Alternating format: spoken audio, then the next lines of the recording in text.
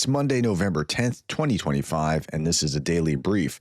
We're going to start by looking at refinery strikes in Tuapse, and then we'll look at a extended Pokrovsk update. Let's start here. Ukrainian forces are mounting another drone and missile raid into Russia tonight. This was last night before I went to sleep. I was seeing this with explosions already reported in Russian-occupied Donetsk and Crimea.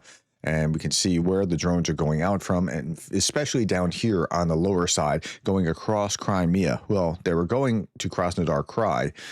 Russian telegram channels reported a drone attack on Russian port in Tuapse.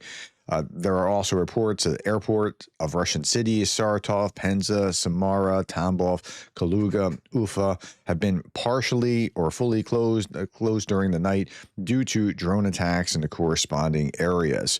Okay, I don't know a lot about most of those, but what you're seeing here is Tuapse, and Tuapse was hit clearly with the drone strike last night. And yeah, this is not the first time that they've been hit. So, okay, now what's actually happening? Just 1 minute listening to Jake Bro talking about this, about like what's the actual effect of this. Russia's oil revenues plunged 27% year on year in October. Every month is worse than the month before, so every month we get to say, this is the new worst month, year over year, for Russia's oil export revenues. What is the number here? Russia collected 888 billion rubles in taxes from oil and gas producers in October, a 27% decline from the same month a year ago. Here's a chart to help you visualize it. And this is pretty interesting because Russia's oil and gas exports were lower in 2022 and 2023 because of sanctions. Russia then had to build up their own shadow fleets. These are these unregistered tankers taking their oil to India and China. So Russia's revenue was actually pretty decent in 2024, but it's now declining, partly because of new sanctions, but it's the refinery strikes. Ukraine going after their output and production. If you can't produce it, you can't export and sell it to people around the world. That's exactly it. And so these Ukrainian sanctions are having their effect.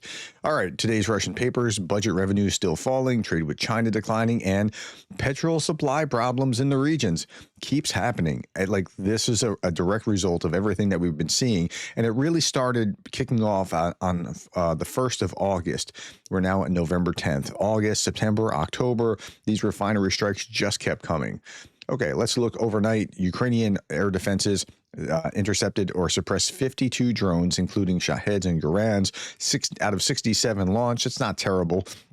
Russia also fired 2 Kh-47M2 Kinzhal missiles and 5 S-300, S-400s. Now, what Russia is going for is trying to paralyze the electrical system, trying to destroy the electrical grid or thermal power plants or those sort of things.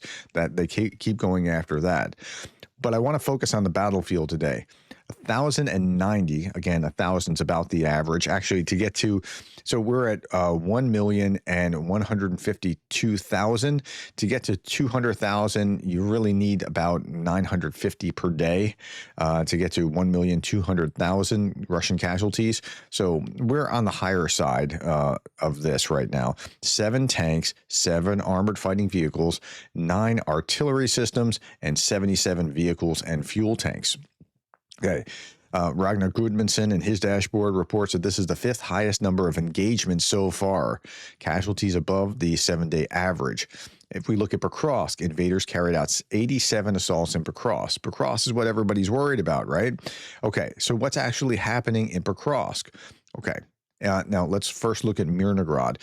Mirnograd is the sister city to Pokrovsk, and if Pokrovsk falls, Mirnograd goes with it, right? In Mirnograd, the defense forces carried out a rotation and evacuation of the wounded, according to the spokesperson of the general staff. He reported that the units holding the defense in the Mirnograd area were supplied with necessary weapons and ammunition, and also conducted rotation of military personnel and evacuation of the wounded from the combat zone. Okay. By a similar scheme, logistics and personnel changes are being organized in Pokrovsk, where active combat operations continue. A week ago, Putin was boasting that Pokrovsk was encircled. Well, it kind of was, in the sense that all of this is encircled, right? And then this area here is like covered by drones in a way that they can really kind of damage things. And this is Mirnograd here, this area here. So that's the area that they're talking about. Russian and Ukrainian forces are waging interdiction campaigns around Pokrovsk, but ISW observed no fresh Russian advances. Okay, Moscow is extending logistics and moving reinforcements to the south, with analysts warning of a new offensive ahead. So this was just this morning. Again, it's 10 November. And if you want to stay updated, please hit the subscribe button. I'll be back tomorrow and the next day and the next day. Okay, so what's happening here is and so I'm cautiously optimistic in the near term. I don't know what'll happen over time or how long they'll be able to hold it, but this is what's going on right now. And again, I can only report on publicly available data. Even if I had insider knowledge, I would still only report on what's publicly available, even if it would shape my understanding a bit. Ukrainian forces completed a rotation and evacuation of these wounded troops from Mirnograd, as we just described. Now, the situation near Pokrovsk is under control. There are Plan B and Plan C for all possible scenarios, according to Commander-in-Chief Sersky. The enemy managed to advance only in a few places due to engineering barriers, the statement quoted Sersky as saying. But the intensity of the enemy's attack has indeed decreased. Well, if they're bringing up reinforcements and bringing up supply lines and things like that, that would make sense. This does not mean that they want to take Pokrovsk any less. Right now, the Russians have gathered 50,000 troops there, but they know that since October, they have lost a similar number, around 30,000 soldiers.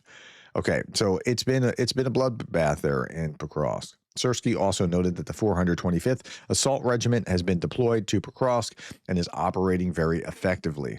The commander-in-chief says that he spends almost all his time near Pokrovsk, and the logistical routes have been restored and reoriented. Well, that's good news, that last line, if that's true. And I have I take things with a little bit of a grain of salt, but it seems like this is what's really going on.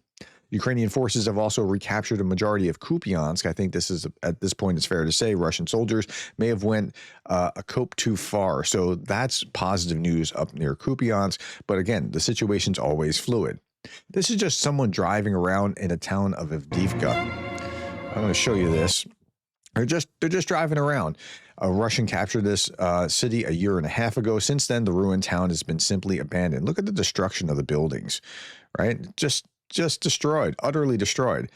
Okay, now it's well behind Russian lines at this point. The Russians really don't need it. They turn people's lives into rubble, and then they move on, destroying the next town, leaving ruins in their wake. But this is what it, I mean, this is Avdiivka. It probably looks very similar in Pokrovsk and other places where the Russians are currently attacking. I mean, the buildings and such. This is what they do. Okay, urban warfare recreates the realities of Bakhmut, Avdiivka, Vuhledar, Toretsk, Konstantinivka. Instructors teach building clearance, evacuating wounded, and instant decisions under fire.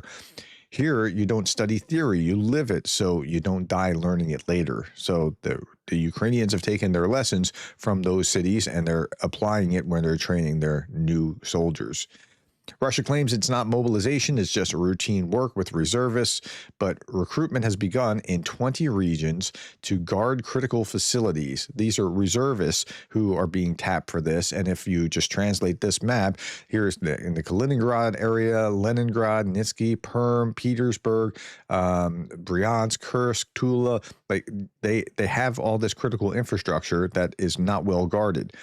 Now, those reservists, I'm looking for any evidence, and if you see it, please send it to me, that those reservists get rotated to the front, because if that happens, then what you'll see is a backdoor to recruitment. Okay, Russia begins mobilizing reservists to guard strategic facilities. Kommersant reports that large-scale mobilization of reservists has begun across Russia. This move follows Putin's November 4th decree. Recruitment is already underway in 20 regions, with the primary mission being counter-drone operations and infrastructure protection in these places. Okay. This gentleman is from Iraq. As soon as he arrived in Kupiansk, he immediately fled and surrendered to Ukrainian soldiers. He said this: "There's evidence that Iraqis are being held in Russian prisons because they refuse to join the army and fight. These are Iraqis that visited Russia. They were put in prison and are being treated badly. Now, I don't understand why, but I came to Russia on a tourist visa. Well, there I was detained and held with my friends in some apartment. After a while, they took us away to sign a contract. They threatened to throw us in jail or kill us if we didn't sign the contract. We were scared and we signed it. They said they wouldn't send us to war, but they lied. They sent us to fight in Ukraine." Yeah, and this is now I've showed you this from multiple countries day over day. This is the same kind of thing that Russia does. Russian soldiers are once again finding themselves being targeted by hated military police for petty offenses, including including driving with dirty tires in the middle of the muddy season in Ukraine. Are we fighting or just wanking? Asked one aggrieved soldier blogger. Right, so they can extort money from these guys for things like muddy tires in the mud season, and they know it. Okay, during the week this past week, Unmanned Systems Forces Group struck its about 6,000 unique enemy targets. That's the kind of thing that's going on day over day. Here we see a montage of Milena drones have been destroyed by interceptors in the Liman direction. And yeah, this kind of thing happens regularly. Uran and Wolf, father and son. Uran fought the anti-T operation in 2014 to 2015, so he says the war in 2022 was nothing new to him. His son joined the military in 2022. Quote, "My father reacted positively to my decision. I'm where I'm meant to be. We support each other. He has always been and always will be the best example for me in everything," says Wolf. You can do any kind of work in war. It can be on the front line or in the rear. The main thing is to do as well as possible. So this is part of a recruitment drive trying to get people to go, you know what, I can use my talents, my skills somewhere here in the war effort. And yeah, there we are.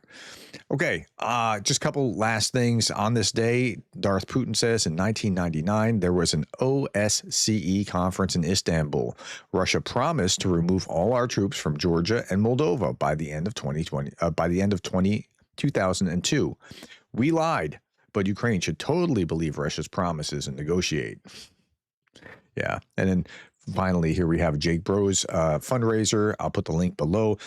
Last night at about, I don't remember what it was, mid-afternoon, when I was doing this, $838,000 US raised toward the $1 million goal. It's now at 920. We'll easily reach the $1 million target for the 6th time. So if you want to be part of that and donate to this project, please click the link below. But I want to leave you with this. I don't know how long it's going to be, but for right now, Pokrovsk holds.